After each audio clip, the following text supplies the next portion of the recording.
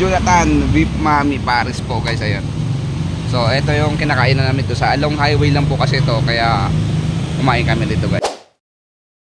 Mayroon na naman tayong ipa-prank dito guys. So kumakain kami ng mami ngayon dito, ayan, sa lugar na to, ayan, sa likuran guys. Kumakain kami ng mami ngayon. Meron tayong ipa-prank ngayon na kumakain din guys, di niya alam.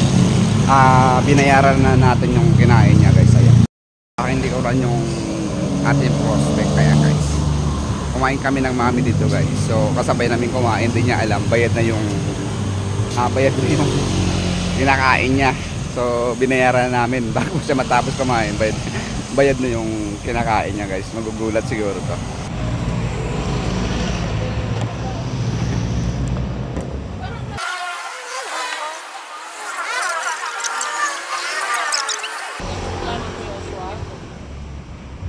Kasama pa to? Bago na ako. Iba lang. Iba lang.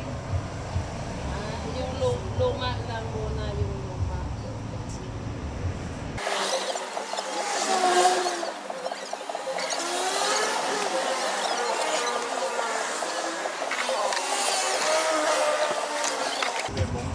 Oh, di.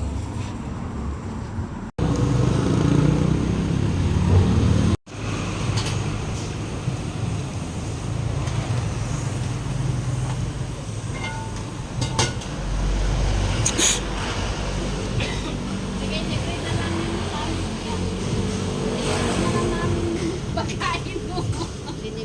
Nilibre na kayo. Nagbayad na.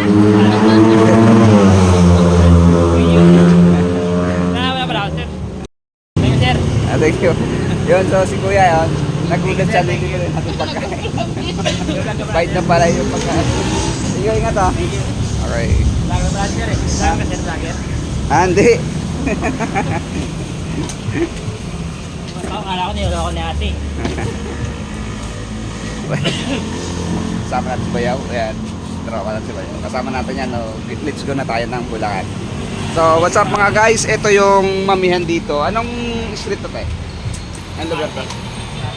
Sa party. Sabarte po. Ito yung mamihan ni ate. Ayan po. Makikita mo lang to guys dito sa Sabarte guys. Along the road lang guys. So, dito kami kumain dahil gutom na kami galing ng Quezon City po. So, may kasabay nga tayong isang kumain. Bayaran natin yung pagkain. Ito guys, oh.